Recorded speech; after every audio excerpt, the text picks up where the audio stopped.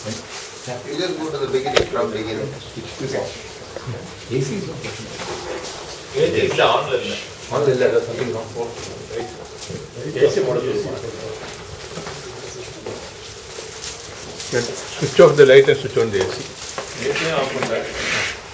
Light off on it. One more. AC on one. So the talk is on the Inca civilization of Peru, about 400-500 years back. And I'm going to start with lesson number 1, which is the geography of that region.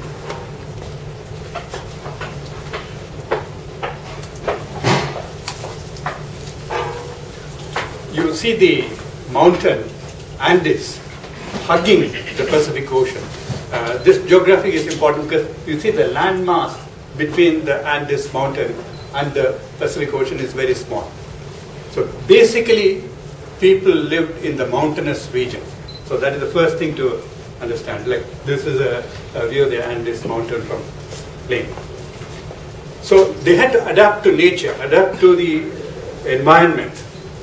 And Machu Picchu itself is 6,000 feet above sea level. There are areas which are about 10,000 feet, 11,000 feet, and so on. If you go to Machu Picchu, you have a breathtaking view of the ruins. You can see two of the tourists over there. Enthralled. Not you. That's you.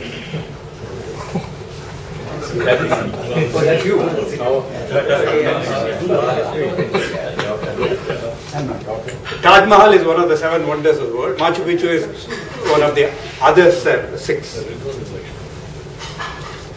You can see basically it's all stone structure and there's no cement. There's no binding agent. And they use wooden poles and thatched roof. But in the ruins you will not see the wooden poles or thatched roof. Local people have removed that. The American Society of Civil Engineering has described this civilization as one which is genius in terms of geotechnical, hydraulic, and civil engineering. Basically, they did this stone construction for 2 things. One is for buildings, temples, noble houses, and storehouses, granary, and so on. And the other, more importantly, for slope stabilization. You can imagine that heavy rains there in the mountainous region and a lot of landslides. Hills have been washed away by rains. So the most important thing is to have slope stabilization. So in the ruins you will find many places, they're all for slope stabilization. So the stone structure is either for stabilization or for the buildings. So you need the retaining walls to stop the rains from washing away the terrain. And of course, they also use this for agricultural farms. When we went to Munnar, you would have seen the terrace farming. It's another view. You can see that we took lots and lots of photographs. Everybody does that.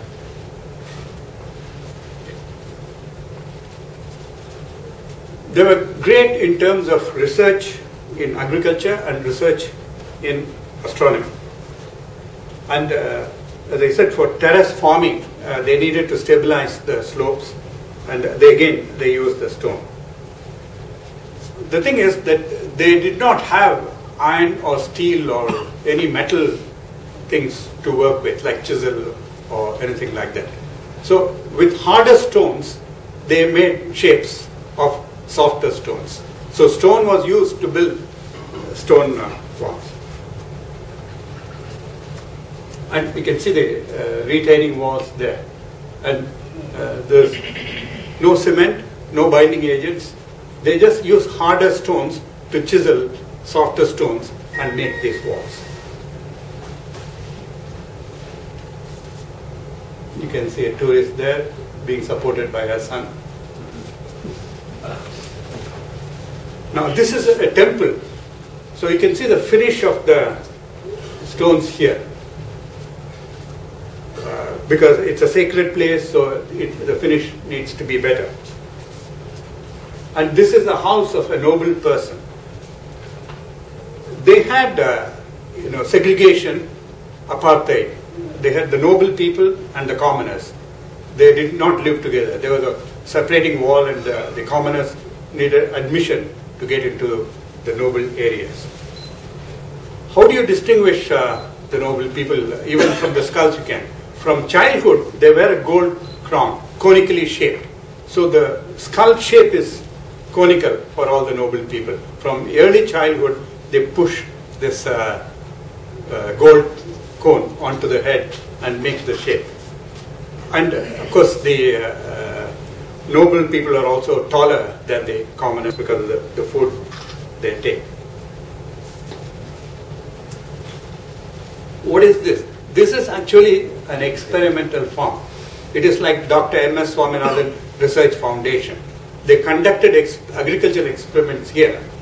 And again, you can see the size of this. These are people standing over there. What they wanted to do was to conduct agricultural experiments. This is 400-500 years back. This inner one, the humidity is high. The outer one, the humidity is low because the wind sweeps across. Also, there is a difference of 15 degrees temperature between this and that. So cereals would be cultivated, and the good grains, which are very productive, will be sent to the regular farms. And potatoes will be on the upper ones where it is drier. Okay, so this is sure, and also you can see the irrigation for farm. Again, more on the irrigation here. So you say the temperature is 15 degrees centigrade. Is it higher at the bottom or? It's like a cold storage at the bottom. Bottom it is colder Cold. at the bottom. Yeah, the humidity is high. It's also colder at the bottom. The top, the sort of wind sweeps across, and that's why it's drier. So you can actually use the bottom as a cold storage. And these are the potatoes. They grew 3,000 different varieties of potatoes. My God. And this is the staple cereal, quinoa, which is very rich in protein compared to rice and wheat. And it's available in supermarkets in the US. And you can have very nice upma with this quinoa. For them, astronomy was very important. And this is a sundial. And they conducted, they observed the movement of planets and stars and the position of the sun, winter solstice and summer solstice and so on. And here is an astronomy room, and you can see the one window here, one window here. So during the summer solstice, the sun ray goes through that, and there is a line there. And during the winter solstice, the sun ray goes through that, and there is a line there, and there is a meeting point there. So they observed the meeting point between the sun ray going through this window in the summer, and that is June 21st or something like that, and December 21st, the sun ray going through that, and where it meets. Okay. And year by year, they can see there's a slight difference in where the 2 points meet. This is the kind of research they were doing.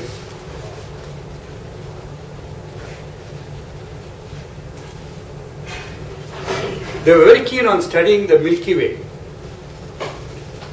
Okay. The Milky Way is nothing but billions of bright stars, but very far away. So you don't see the individual stars. What they were interested in is the black area. There is the absence of stars, and they gave various names to the various parts of the black shapes. Okay. So like this is, the llama. So they observed the Milky Way, And then they identified the black areas, that is lack of stars, and they gave names to those black areas. How did they observe the Milky Way? So they had this dish which they filled with water, and they looked at the reflection in the night, and that is how they studied the Milky Way. This is the Urubamba River, and the flow of the river, the path, they find it resembles the Milky Way.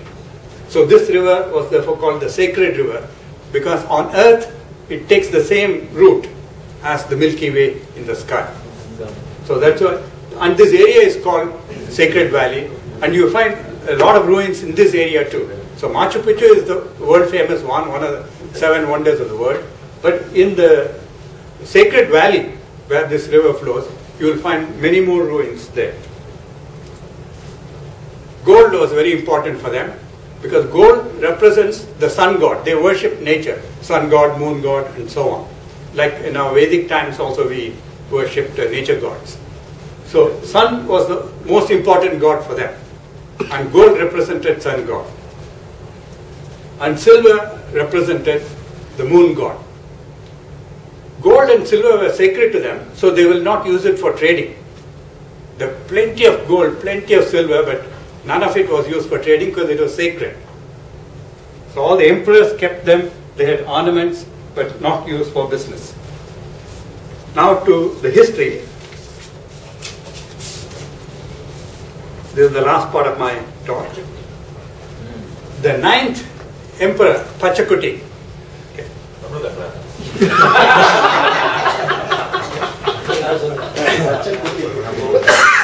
Pachacuti.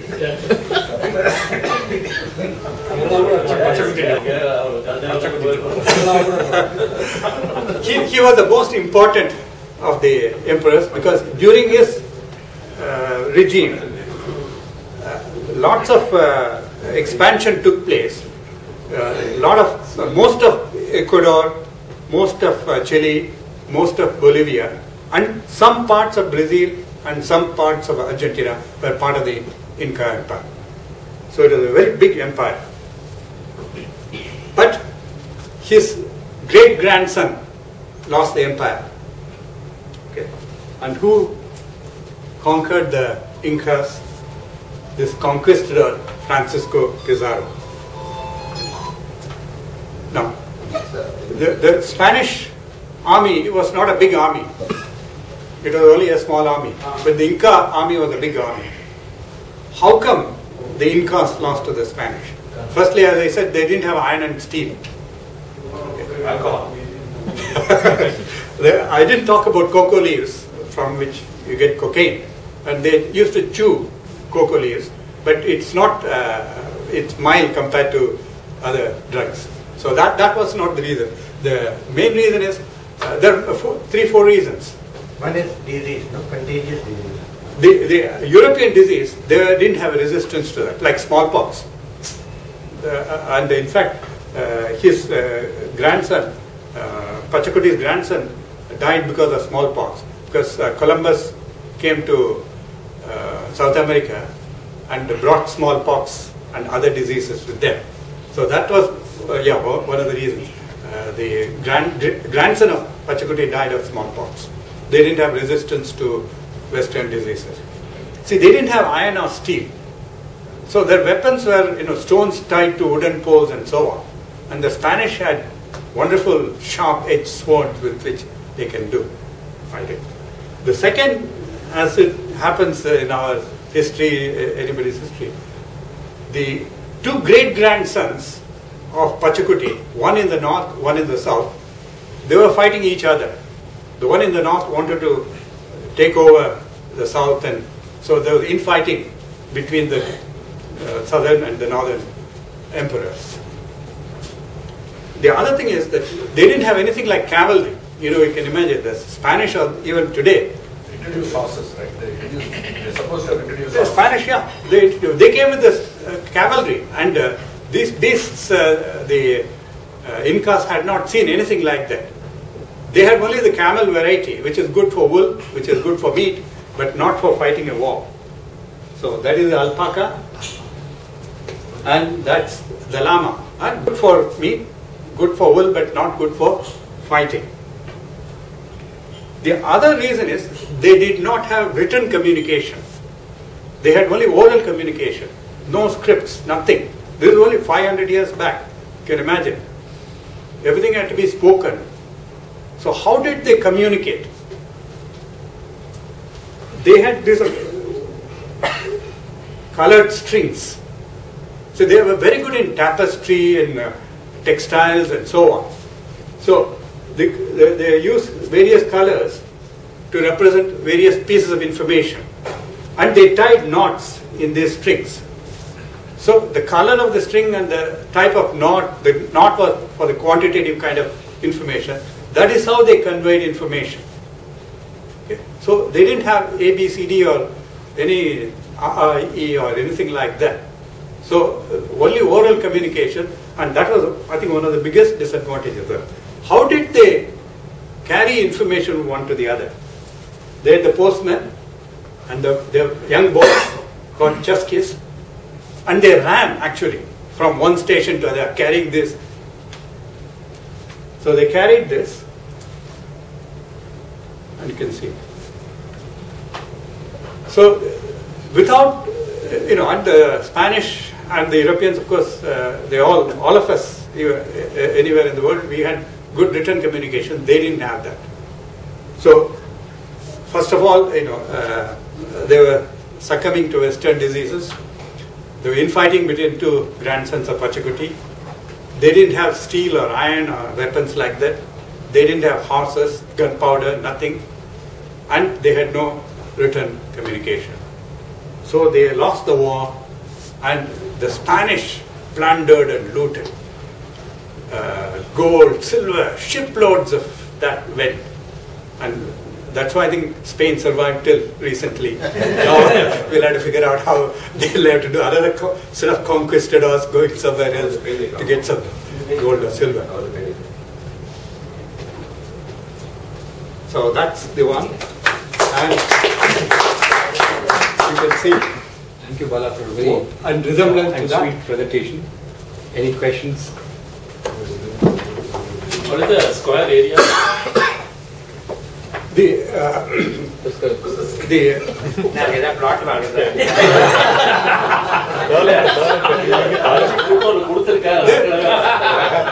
this is as big as Aragadam. Aragadam. Yeah, Aragadam. And how big That was nice.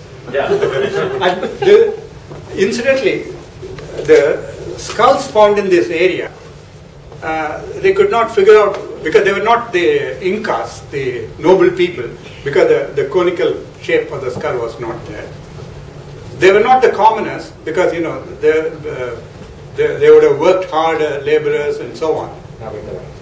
So they decided that this will be something like we went to Udaya Samudra, where all the staff of the resort were there. So these people were all good life, being looking after the resort, serving whatever chicha beer, which is corn beer, and other things. So they were not working class, and they were not the noble class. That is the kind of skulls which were discovered over there. So this was something like a resort. The Spanish never reached Machu Picchu. Huh? Spanish No. never reached Machu Picchu. No. Actually, the local people knew about Machu Picchu. The local people knew about Machu Picchu. Hiram Brigham discovered Machu Picchu. The first time he went, he spent his own money. The second time, he was sponsored by Yale University, and the funding came from that Yale University.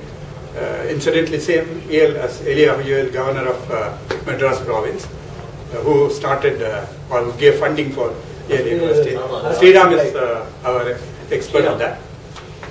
So a lot of artifacts that Hiram Brigham took from Machu Picchu went to Yale University. And now the Peruvian government is negotiating with Yale University to get some of those things back. They have agreed. Yeah, they have agreed, but it has not yet taken place. Where exactly is Machu Picchu located? How do you reach the place? You fly to Lima, Peru, which is the capital, and then you fly to a place called Cusco, which is a couple of hours from Lima, going down south. And it's 11,000 feet above sea level, Cusco. Lima is at sea level. Lima was not there in the Inca days. It was established by Francisco Pizarro after the conquest. And so after going to Cusco, you take a train which takes 3.5 hours, not because of the distance, because the scenery is so nice, they don't want you to miss the scenery, so the train goes fairly slowly.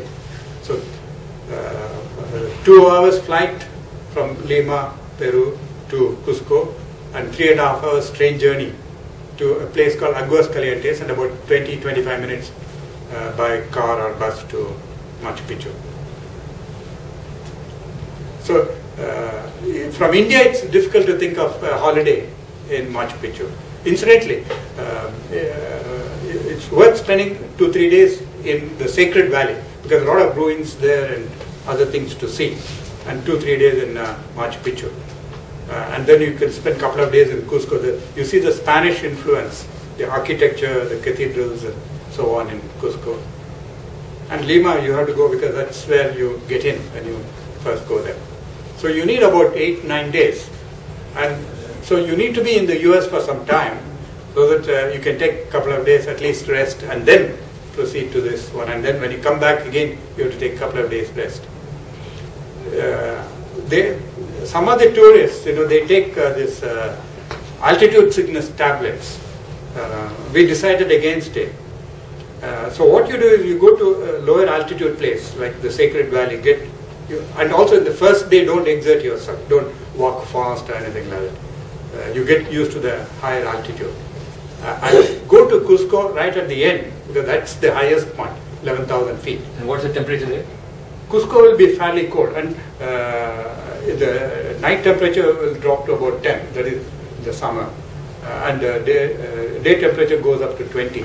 But if you're standing in the sun, you can see the piercing sun. And don't go during the rainy season, obviously. When it rains, it really pours there. So the best time to go would be after June and then before October. What did you drink there? Chicha beer. Corn beer. Corn beer. About hotels? Did you come to hotels to stay? I mean, because when you go up, where did you stay? We actually stayed in a hotel. My daughter did all the organization. Next door to the ruins. That's, of course, a bit on the expensive side. People stay in a place called Aguascalientes, which is about 25-30 minutes bus ride or car ride to this Machu Picchu. So there are a lot of hotels which are reasonably priced. And train also, there are one like a palace on wheels kind of train, cocktails and everything served on board. And the other is the regular train. In the regular train, there's first class and second class. Tourists are not allowed to go on the second class. They can only go on the first class. The local people can do anything they feel like. Okay, you've taken all these pictures? My daughter took. Thank you. I think you proved that pictures